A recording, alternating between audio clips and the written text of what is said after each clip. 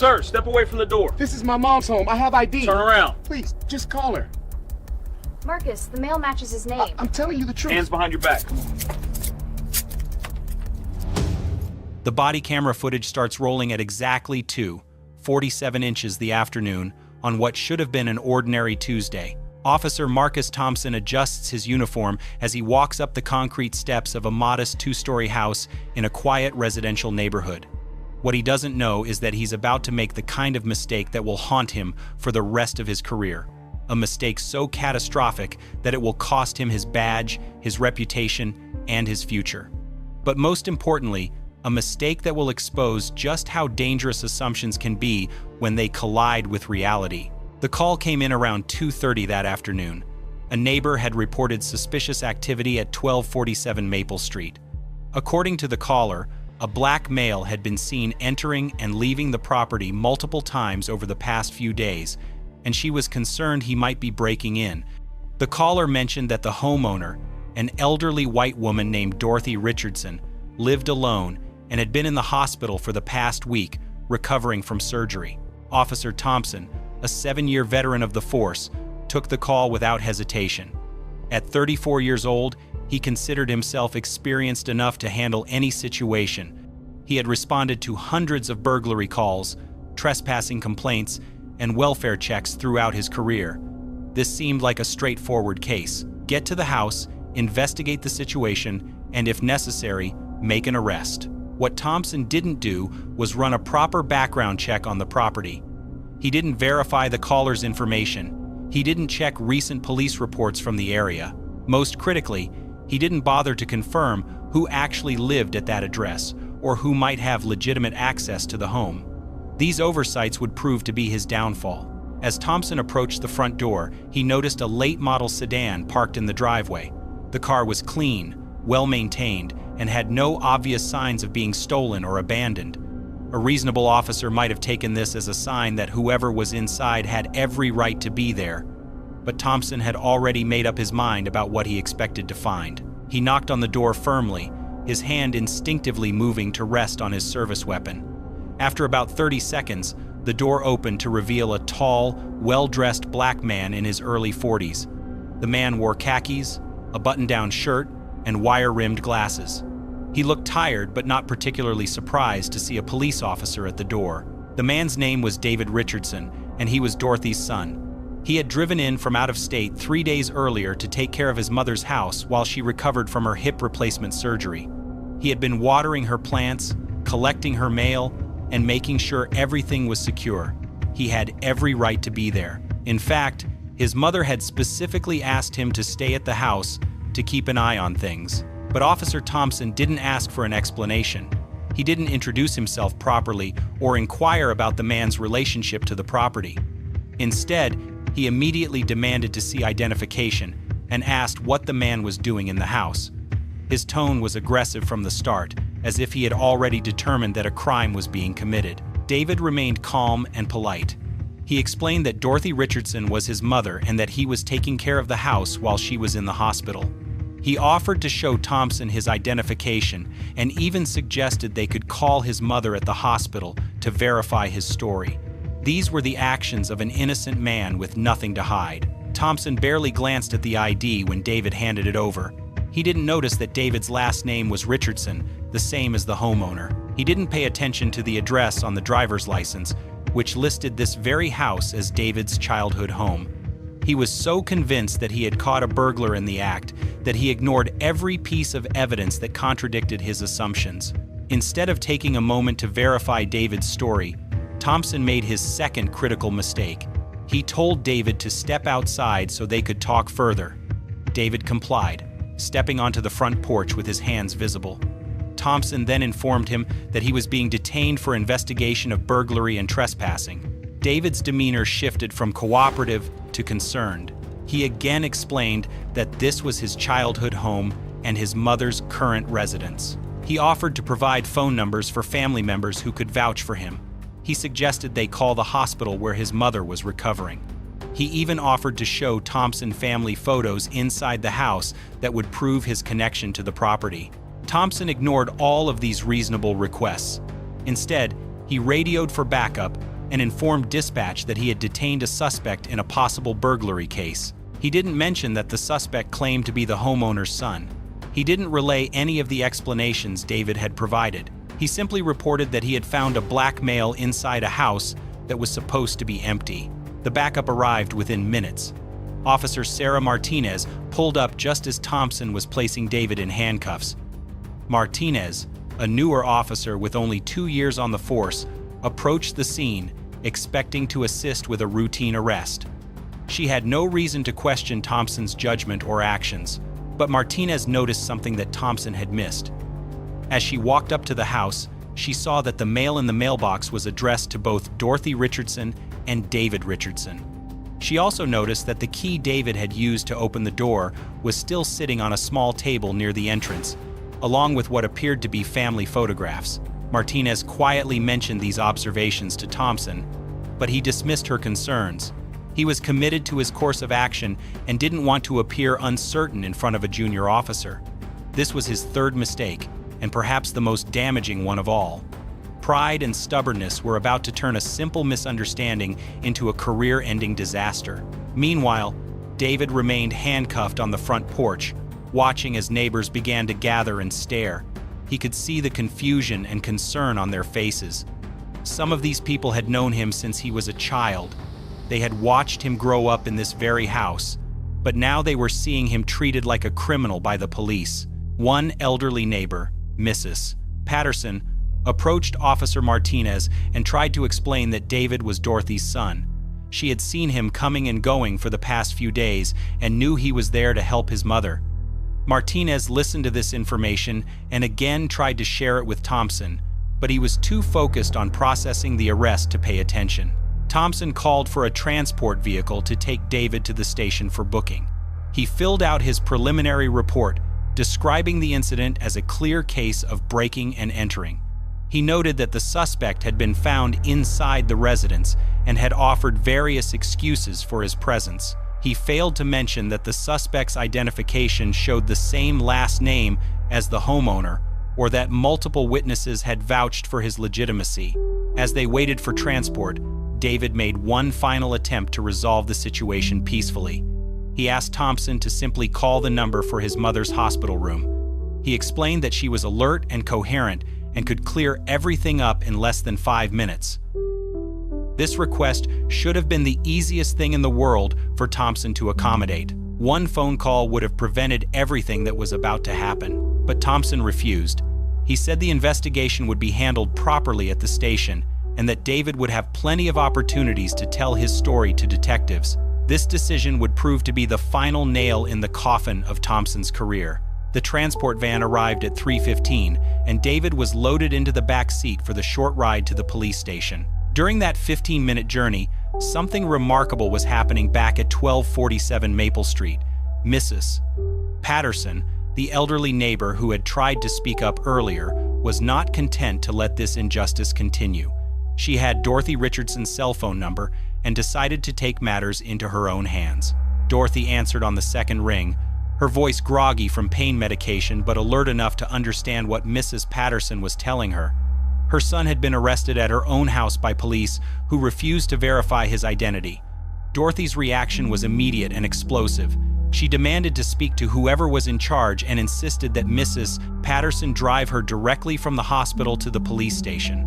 Meanwhile, at the station, David was being processed through booking. His fingerprints were taken, his belongings were cataloged, and he was photographed from multiple angles. The desk sergeant, a veteran named Frank Kowalski, noticed something odd about the arrest report. The suspect's driver's license showed the same address where he had allegedly been trespassing. Kowalski had seen enough real burglars to know they didn't typically carry identification linking them to their crime scenes. Kowalski asked Thompson to clarify this detail, but Thompson insisted everything was by the book. He said the suspect was obviously using fake identification or had somehow obtained the homeowner's personal information. These explanations made no sense to Kowalski, but Thompson was the arresting officer and had primary responsibility for the case. David was placed in a holding cell while Thompson began preparing his formal report. This was when the real investigation should have started. But Thompson was more focused on justifying his actions than uncovering the truth. He wrote up the incident as a clear-cut burglary case, describing David as evasive and uncooperative despite video evidence showing exactly the opposite. At 3:45, the phone in the detective bureau started ringing. Dorothy Richardson was calling from her hospital bed, demanding to speak to someone about her son's arrest. The call was transferred to Detective Lisa Rodriguez, who listened in growing amazement as Dorothy explained that David was her son and had been staying at the house with her full permission and knowledge. Rodriguez immediately pulled up the arrest report and saw the red flags that everyone else had missed or ignored. The matching last names, the address on the driver's license, the lack of any actual evidence of criminal activity. She walked down to the holding area to speak with David personally. What she found was a well-educated, articulate man who calmly explained his situation for what felt like the 100th time that day. David showed Rodriguez photos on his phone of himself and his mother at family gatherings in that very house. He provided contact information for relatives, family, friends, and even his mother's doctor who could verify his identity and relationship to the property. Rodriguez realized immediately that a massive mistake had been made. She contacted Thompson and asked him to come to her office to discuss the case. When Thompson arrived, she laid out all the evidence that proved David's innocence. The matching names, the family photos, the neighbor testimonies, and most damning of all, the phone call from Dorothy Richardson herself. Thompson's response revealed the depth of his stubbornness and poor judgment. Instead of admitting his mistake, he doubled down. He suggested that David might be running some kind of elaborate con game. He theorized that David had somehow manipulated an elderly woman into believing he was her son. He even proposed that the family photos could have been digitally altered. These conspiracy theories were so far-fetched that Rodriguez questioned whether Thompson was psychologically fit for duty. She documented his statements carefully, knowing they would become crucial evidence in the internal investigation that was surely coming. At 4:20, Dorothy Richardson arrived at the police station in a wheelchair, having checked herself out of the hospital against medical advice. She was accompanied by Mrs. Patterson and 2 other neighbors who had known David since childhood. Dorothy demanded to see her son immediately and threatened to call every news outlet in the city if he wasn't released within the hour. The desk sergeant brought Dorothy back to see David in the holding cell. The reunion was emotional and heartbreaking. Dorothy broke down in tears seeing her son behind bars, while David remained composed but clearly devastated by the day's events. The sight of an elderly woman in a hospital gown crying over her wrongfully imprisoned son was something that would haunt everyone present for years to come. Captain James Morrison, the watch commander, arrived at the station just as this scene was unfolding. Morrison had been called in from his day off after Rodriguez briefed him on the situation. He took one look at the evidence and immediately ordered David's release. But the damage was already done. Morrison called Thompson into his office for what would be the most uncomfortable conversation of Thompson's career. Morrison had reviewed the body camera footage, read the witness statements, and spoken personally with Dorothy Richardson. There was no way to spin this as anything other than a catastrophic failure of police work. Thompson tried to defend his actions by claiming he had followed proper procedures. Morrison pointed out that proper procedures would have included verifying the suspect's story before making an arrest. They would have included checking the property records to see who lived there. They would have included listening to witness statements from neighbors who vouched for David's identity. Most importantly, proper procedures would have included treating a cooperative suspect with basic human dignity rather than rushing to judgment based on racial assumptions. Morrison didn't say this last part directly, but it hung in the air between them like a toxic cloud. The internal affairs investigation was launched that same evening. Thompson was placed on administrative leave pending the outcome. His body camera footage was seized as evidence, along with all reports and documentation related to the arrest. The department knew they were facing a potential lawsuit that could cost them millions of dollars and destroy their reputation in the community. Word of the arrest began spreading through social media that night. Mrs. Patterson had taken photos of David in handcuffs on his own front porch, and those images quickly went viral. The story had every element needed to capture public attention. An innocent man wrongfully arrested, clear evidence of racial profiling, and a police officer too proud to admit his obvious mistake. Local news crews arrived at the Richardson house the next morning, setting up cameras and interviewing neighbors about what they had witnessed. The story led the evening news on every major station in the city. National media outlets picked it up within 48 hours, and suddenly, Officer Marcus Thompson's mistake became a symbol of everything wrong with modern policing. But this was just the beginning of Thompson's downfall. The real consequences were still to come, and they would be more severe than anyone could have imagined. The civil rights attorneys arrived within 72 hours. Rebecca Chen and Marcus Williams from the Coalition for Justice had built their careers on cases exactly like this one.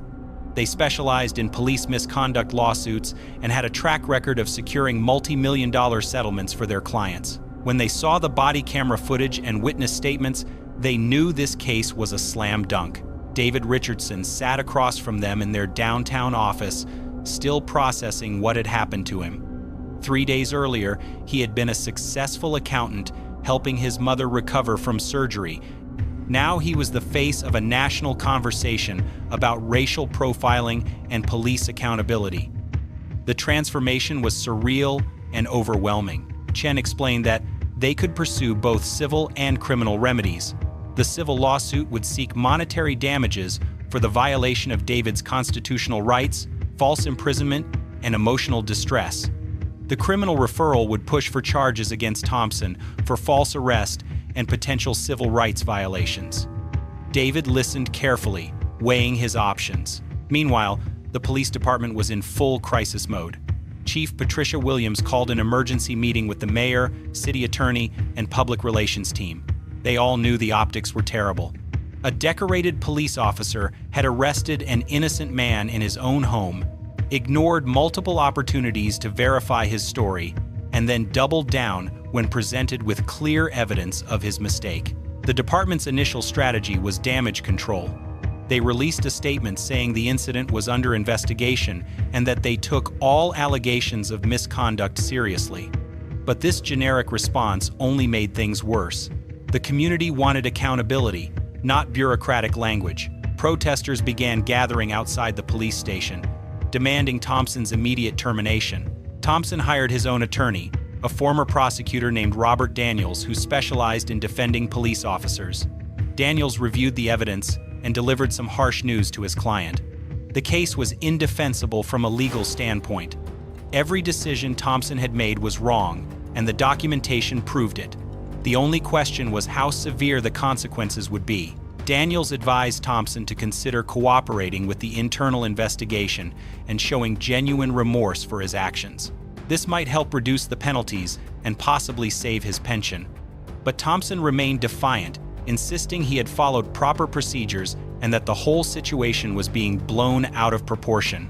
This attitude became clear during Thompson's formal interview with internal affairs investigators. The session was recorded and would later become a key piece of evidence in multiple proceedings. Thompson showed no genuine remorse, no understanding of how his actions had harmed an innocent family, and no recognition that his behavior violated basic principles of police work. Detective Rodriguez, who had discovered Thompson's mistake, was also interviewed by Internal Affairs. She described how Thompson had ignored obvious evidence and refused to consider alternative explanations for David's presence in the house. Her testimony was damaging because it came from a fellow officer who had no personal interest in the outcome. The neighbor who had made the initial call was brought in for questioning as well. Mrs. Henderson, a 73-year-old widow, admitted that she had assumed David was up to no good because she had never seen him before and he was black. She said she felt terrible about the whole situation and wished she had simply introduced herself instead of calling the police. This admission was particularly damaging because it highlighted how implicit bias had triggered the entire chain of events. Mrs. Henderson's assumptions led to the police call, and Thompson's assumptions led to the wrongful arrest. The case became a textbook example of how unconscious prejudice could destroy lives. The body camera footage was released to the public after a court order forced the department's hand. Watching the video was excruciating. David's calm professionalism contrasted sharply with Thompson's aggressive hostility. Every reasonable explanation was dismissed. Every offer to verify the story was ignored. The footage showed a police officer determined to make an arrest, regardless of the evidence. Legal experts who analyzed the video were unanimous in their assessment. Thompson had violated David's Fourth Amendment rights against unreasonable seizure. He had failed to conduct a proper investigation before making an arrest. Most damning of all, he had allowed racial bias to cloud his judgment throughout the encounter. The police union initially defended Thompson, releasing a statement about the dangers officers face and the split-second decisions they must make. But as more details emerged, even union leadership began distancing themselves from his actions. The case was so clearly indefensible that supporting Thompson risked undermining their credibility in future cases. 3 weeks after the arrest, the district attorney's office announced they were filing criminal charges against Thompson. He was indicted on counts of false imprisonment, deprivation of rights under color of law, and official misconduct. These were serious felony charges that could result in significant prison time if he were convicted. The announcement sent shockwaves through the law enforcement community. Police officers rarely faced criminal prosecution for actions taken in the line of duty, even when those actions were clearly wrong. The fact that a prosecutor was willing to charge Thompson signaled that this case was different, that the evidence was so overwhelming that criminal liability was unavoidable. Thompson's family life began falling apart under the pressure. His wife, Jennifer, worked as a teacher in the local school district and found herself facing awkward questions from colleagues and parents. Their 2 teenage children were bullied at school by classmates who had seen their father's arrest on social media. The family received threatening phone calls and hate mail from people across the country. The financial pressure was equally devastating. Thompson was suspended without pay pending the outcome of the criminal and administrative proceedings. Legal fees were mounting rapidly, and the family's savings were quickly depleted. Jennifer was forced to take a second job to make ends meet, while Thompson sat at home watching his career and reputation crumble. David Richardson, meanwhile, was struggling with his own challenges. The wrongful arrest had traumatized him in ways he hadn't expected. He found himself constantly looking over his shoulder, wondering if other police officers viewed him as a criminal. Simple tasks like driving to the grocery store became anxiety-inducing experiences. The media attention was both a blessing and a curse. While it helped expose the injustice he had suffered, it also made him a public figure, whether he wanted to be or not. Reporters called, constantly asking for interviews. Strangers recognized him on the street and either offered sympathy or made hostile comments. His quiet life as an accountant was gone forever. Dorothy Richardson was equally affected by the ordeal. The stress of seeing her son arrested in her own home had set back her recovery from surgery. She developed complications that required additional medical treatment and extended her hospital stay by 2 weeks. The family's medical bills were mounting, just as David was considering taking time off work to deal with the legal proceedings. The civil lawsuit moved forward on multiple tracks. Chen and Williams filed suit against Thompson personally, the police department, and the city. They alleged violations of David's constitutional rights, negligent training and supervision of officers, and municipal liability for maintaining policies that enabled racial profiling. The damages they sought were substantial, potentially reaching into the millions. Discovery in the civil case revealed disturbing patterns in Thompson's behavior. His personnel file showed previous complaints about racial bias that had been dismissed or downplayed by supervisors. Citizens had complained about his aggressive treatment during traffic stops, particularly involving minority drivers. The department had failed to address these warning signs until it was too late. Training records showed that Thompson had received minimal instruction on implicit bias and constitutional policing. The department's policies on investigating suspicious activity were vague and outdated. There was no clear protocol for verifying a suspect's claims before making an arrest. These systemic failures made the city vulnerable to significant liability. The criminal case against Thompson proceeded slowly through the court system. His attorney filed numerous motions challenging the charges and seeking to exclude key evidence. But the body camera footage was admissible and devastating. No legal maneuvering could explain away Thompson's refusal to verify David's story or his dismissal of witness testimony. Plea negotiations began behind closed doors. The prosecutor offered Thompson a deal that would involve pleading guilty to reduced charges in exchange for his resignation from the police force and agreement not to seek law enforcement employment elsewhere. Thompson initially rejected this offer, still believing he could fight the charges at trial. But as his legal bills mounted and his attorney explained the likely outcome of a jury trial, Thompson's resolve began to weaken. The evidence against him was overwhelming, and public sentiment was strongly against him. A trial would be expensive, embarrassing, and likely to result in conviction on the most serious charges. The police department's internal investigation concluded with a scathing report that recommended Thompson's immediate termination. The report found that he had violated numerous departmental policies and had brought discredit upon the entire organization. Even if he were acquitted of criminal charges, his employment with the department was effectively over. 6 months after David's arrest, Thompson finally accepted a plea agreement. He pleaded guilty to official misconduct and false imprisonment in exchange for a sentence of 2 years probation and permanent forfeiture of his law enforcement certification. The deal allowed him to avoid prison time but ended his career in policing forever. The civil settlement came 3 months later. The city agreed to pay David Richardson $2.8 million to resolve all claims related to his wrongful arrest. The settlement also included agreements to reform police training, update departmental policies on investigating suspicious activity, and implement new oversight mechanisms for handling complaints about officer conduct. Thompson's life after the plea agreement was a study in consequences. He struggled to find steady employment, as background checks inevitably revealed his criminal conviction and the circumstances surrounding it.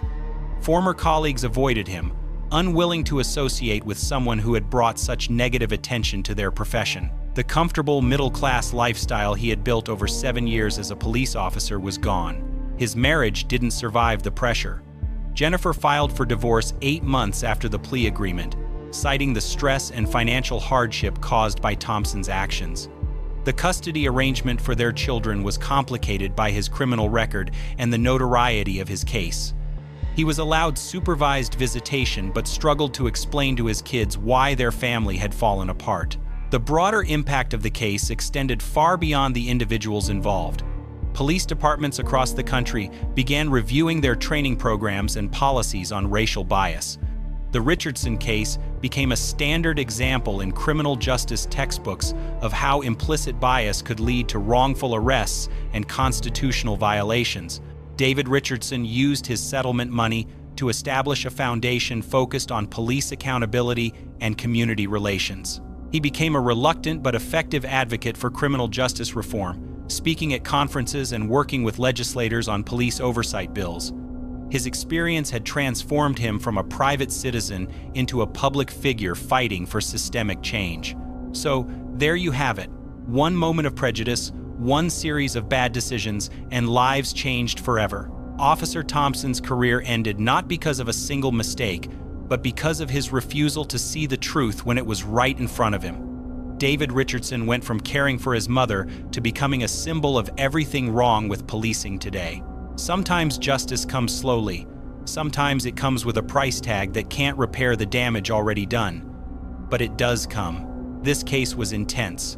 But this case on the right-hand side is even more insane.